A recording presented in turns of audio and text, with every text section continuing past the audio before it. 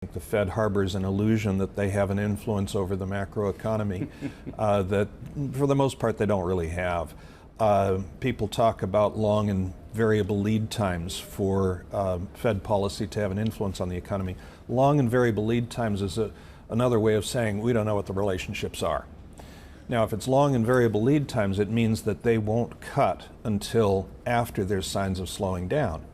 And if there's a variable lead time of, let's say, 18 months, that means they're going to be 18 months behind the curve every time.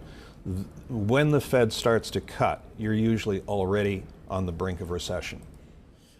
So that's a problem, Rob, and it's one that we as a channel pontificate on all the time as well, because you're eroding in that statement the fallacy that central banks maybe not know what they're doing, but are convinced that their actions will lead to certain outcomes as well. Yeah. If the market loses faith, it's a bit like losing faith in a dollar note or a greenback or a pound note as it used to be. Or giving up on Santa Claus. Or giving up on Santa Claus. We've got children watching, Rob.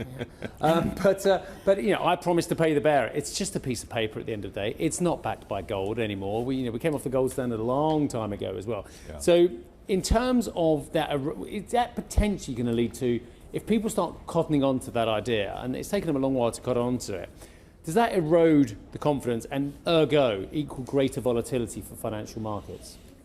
I think we're at risk of greater volatility anyway because of all of the very aggressive efforts to micromanage an economy. The economy consists of millions of consumers and business leaders making decisions that collectively seek to maximize their overall success.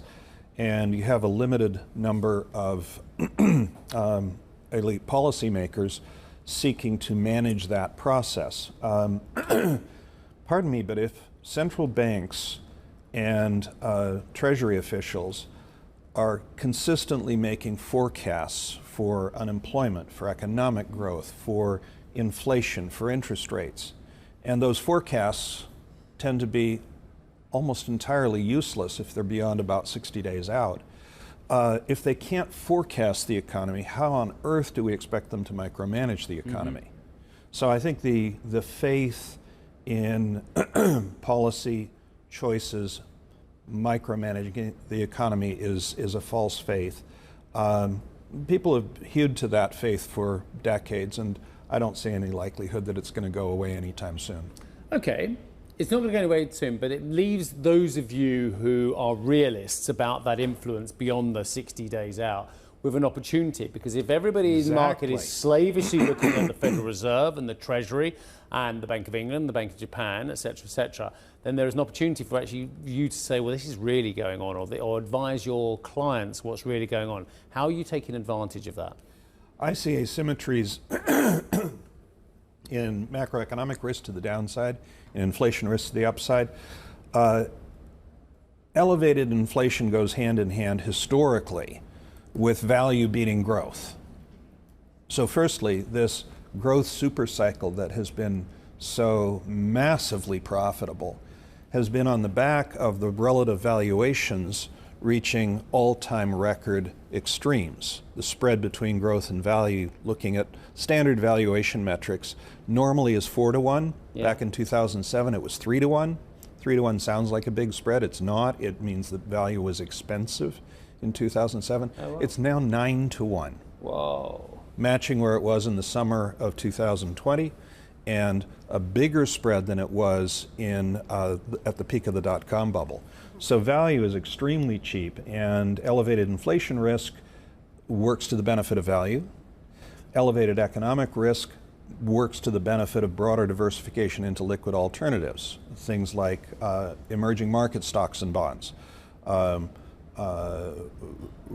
REITs have a high beta relative to the stock market, they do have inflation protection. And so there's an array of asset classes that look very promising.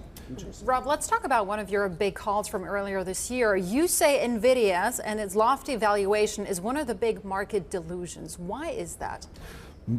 Big market delusion is a term coined by Brad Cornell, professor at Caltech. Big market delusion means that you have a big market, a new big market. Could be electric vehicles, Could be, back in the dot-com bubble, the internet. It could be AI. When there's a big market coming, the narrative is this is going to change everything. That narrative is usually correct. The narrative is already fully reflected in share prices. So it doesn't help you invest. The narrative doesn't help you invest. Changes in the narrative will help you invest. So the big market delusion also makes the mistake of saying everyone involved in this industry is going to be a winner. No, they're doing battle with one another. Some will win, some will lose. There will be newcomers. Disruptors get disrupted. Rob,